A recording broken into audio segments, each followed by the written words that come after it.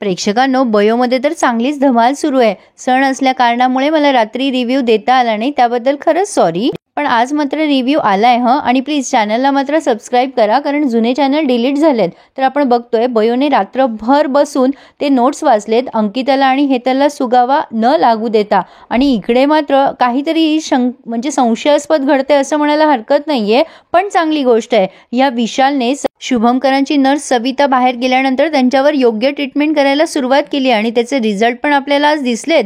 अंकिता आणि हेतल रात्रभर जागायचा विचार करतात, पण त्यांना झोप लागते. पण आता मध्ये मध्ये त्यांनी दाखवले की विशाल शुभमकरांना योग्य ती ट्रीटमेंट देतोय आणि ह्या अंकिता आणि हेतल बयोवर लक्ष ठेवताय. पण बयोने मात्र रात्रभर जागून शुभमकरांना काय आजार झालाय त्यावरती नोट्स तिला आलेत. आता ते कोणी पाठवलेत हे काही कळलेलं नाहीये. शेवटी बघा, बयो स्वतःशी ठरवते, काही झालं तरी मी माझ्या बाबाला नीट करणारच.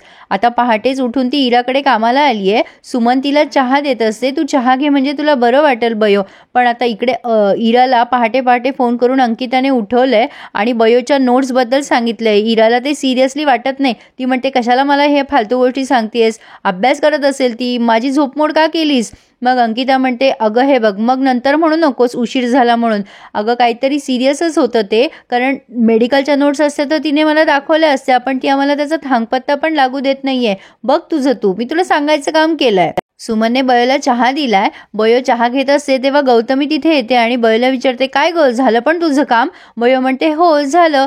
तर आता सुमनमध्ये काहीतरी बोलायला लागते तेव्हा गौतमी तिच्यावर डाफरते आणि म्हणते, तू मध्ये मध्ये बोलत जाऊ नकोस ग, बावळट कुठली. आता बयोला जरा रागच आलाय. बयो म्हणते, हे बघा इराच्या आई, माझ्या आत्याला बावळट नका म्हणत जाऊ, आणि तिचं नाव आहे ना एवढं चांगलं, तिला नावाने हाका मारा की. पण गौतमीला रागच येतो. ती म्हणते, तुला काय करायचंय ग, तू मध्ये मध्ये बोलू नकोस, मी तिला काही पण तुला काय त्याचं.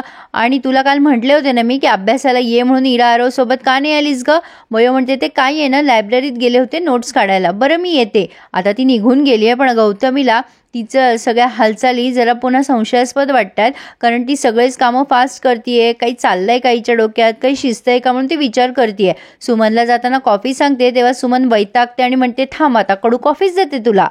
इराने अंकिताने जे काय सांगितलं ते सगळं या गौतमीला सांगितलंय आणि गौतमीला आणखीन बयोवरती शंका आली आहे की नेमकं नक्की हिच्या डोक्यात शिस्त आहे. आणि इराने पण ती शंका आणखीन दाट केली आहे की ती नक्की काहीतरी प्लॅनिंग करतीये. विशाल त्याच्या आईशी बोलत असतो पहाटे पहाटे आणि तेवढ्या तिकडनं इरा येते आणि इरा त्याला टक्कर देते आणि तिचे पुस्तकं वगैरे खाली पडतात. तर तिला विशाल विचारतो की सॉरी तुम्हाला लागलं तर नाही ना कुठे. पण आता इरा त्याच्यावरती जरा जास्तीच लाईन मारते असं म्हणायला हरकत नाहीये. ती त्याला म्हणते, नाही मला नाही लागलं कुठे, पण तू कालच्यासारखंच आज पण खूप क्यूट दिसतोय. आता विशालला ना तिच्याशी बोलण्यात जास्त इंटरेस्ट दिसतच नाहीये. ते दिसतंच आहे प्रेक्षकांनो. तर तो काही न बोलता म्हणजे ठीक आहे थँक्यू म्हणून निघून जातो. आता इकडे दुष्यंत आणि पोटे सर शुभमकरांच्या त्या रूममध्ये आले. त्यांची तब्येत कशी आहे त्याची पाहणी करताय. आता तेवढ्यात ते त्यांचा हात चेक करायला लागतात तेव्हा शुभमकर अचानक उठून बोलायला लागतात, तुम्ही कोण आहात, काय करता इथे तुम्ही, माझी मुलं कुठे आहेत, इरा आरव कुठे, बयो कुठे. आणि हे बघून तर आता या दुष्यंतचे धावे दणाणलेत प्रेक्षकांनो की अचानक शुभमकर असे कसे काय उठले आणि बोलूच कसे काय शकतात. म्हणजे त्यांच्यामध्ये चांगली फास्ट रिकव्हरी होती असं म्हणायला हरकत नाहीये. आणि हे सगळं विशालमुळे घडतंय. पण आता दुष्यंत शुभमकरांना बेशुद्ध करायचं इंजेक्शन देतात, त्यामुळे ते झोपी जातात. पण आता ते पोटेचा समाचार घेताय. काय पोटे, काय हे, अहो आपण जी ट्रीटमेंट देतोय त्यामुळे हा उठला सुद्धा नाही पाहिजे, हा डायरेक्ट बोलायला लागला. काय हे, कुठली ट्रीटमेंट देताय, काय हे सगळं संशयास्पद नाही वाटत आहे का. आता पोटे सरांनाही टेन्शन आलंय की हे झालं तरी कसं. बयोने वैभवीला दुष्यंत सरांबद्दल सांगितले आणि तिला रागही येतोय दुष्यंत सरांचा. ती वैभवीला म्हणत असते, काय करू तूच सांग, मला डायरेक्टली त्यांच्याबद्दल काही बोलताही येत नाहीये ना, पण मला माहितीये ते चुकीचं वागताय वैभवी. तेवढ्यात तिथे अभिराम आलाय. अभिराम बयोला बघतो पण तो तिला टाळत असतो, तिथून निघून जात असतो. बयो त्याला थांबवते आणि थँक्यू म्हणते नोट्सबद्दल. तुझ्या मनात एवढा राग असून सुद्धा तू मला नोट्स पोहोचवले. पण ती जेव्हा त्याचा हात धरते तेव्हा अभिरामला आवडत नाही. तो म्हणतो, प्लीज सरस्वती हात धरू नकोस, लोकांचे गैरसमज होतील. बयो हात सोडून देते पण म्हणते, खरंच थँक्यू, तू मला नोट्स दिलेस ना त्याबद्दल आभारी आहे, पण मी तुला कॉलेज सुटल्यानंतर त्याचे पैसे नक्की देईल. अभिरामच्या लक्षातच येत नाहीये कसले नोट्स, म्हणजे आम्ही कुठे हिला नोट्स पाठवले. वैभवी म्हणते, काय रे काय झालं, तू नोट्स पाठवले ना तिला. अभिराम म्हणतो, नाही ग, नाही म्हणजे तिने मला नोट्स सांगितले होते पण मी आज काढणार होतो ते नोट्स. काल तर मी तिला नोट्स पाठवलेच नाही, मग हिला कोणी नोट्स पाठवले? म्हणजे हिला नोट्स कदाचित विशालने पाठवले असावे असा माझा अंदाज आहे. तुम्हाला काय वाटतं मला नक्की कळवा.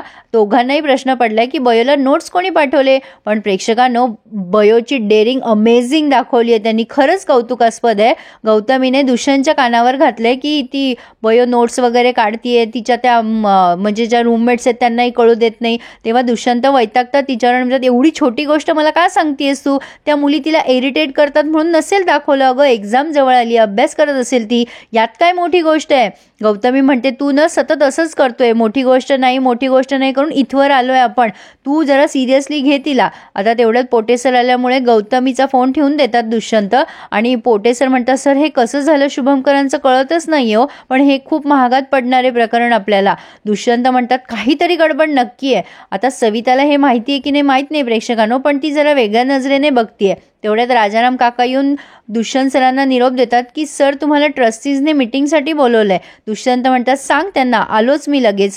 आता दुष्यंत त्या ट्रस्टीजच्या कॅबिनमध्ये जातात तेव्हा तिथे बयो ऑलरेडी बसलेली असते. म्हणजे प्रेक्षकांनो, बयोने दुष्यंत सरांची जरा कंप्लेंट केलेली दिसतीये मला. सॉलिड बयो, भारी, मला आवडलं बयोचं हे डेअरिंग. तर इथे तर त्यांनी हा रिव्ह्यू पूर्ण केलाय. पुढे आपण बघतोय की दुष्यंत सरांनी बयोला डायरेक्ट धमकवलंय, तू ट्रस्टीजकडे जाऊन चांगलं केलेलं नाहीयेस. बयो म्हणते हो का, मग तुम्ही जे वागतायत डॉक्टर म्हणून ते चांगलं आहे का? तुम्हाला पण माहिती आहे तुम्ही माझ्या बाबाला योग्य ट्रीटमेंट देत नाही आहात, आणि हे जर मी ट्रस्टीजला सांगितलं असतं तर तुम्हाला ते काय भाव पडलं असतं, हे तुम्ही पण जरा लक्षात ठेवा. तर आता दुष्यंत तिला खुल्लम-खुल्ला धमकी देत आहे की हे तुला आता महागात पडणार. तर आता बयो त्यावर त्यांना काय प्रत्युत्तर देते हे बघणे आणि ऐकणे खूप इंटरेस्टिंग ठरणार आहे. प्रेक्षकांनो, प्लीज चॅनलला सबस्क्राईब करत जा, कारण कंटेंट असं आहे की कधी कधी चॅनल डिलीट होतंच, पण तरी सुद्धा मी नव्या उमेदीने तुम्हाला रिव्ह्यू द्यायचा प्रयत्न करत असते. प्रेक्षकांनो, तुमच्या सबस्क्रिप्शनची माझ्या चॅनलला खूप आवश्यकता असते नेहमीच, त्यामुळे प्लीज चॅनलला सबस्क्राईब करा म्हणजे माझे रिव्ह्यूज तुमच्यापर्यंत पोहोचतील. धन्यवाद.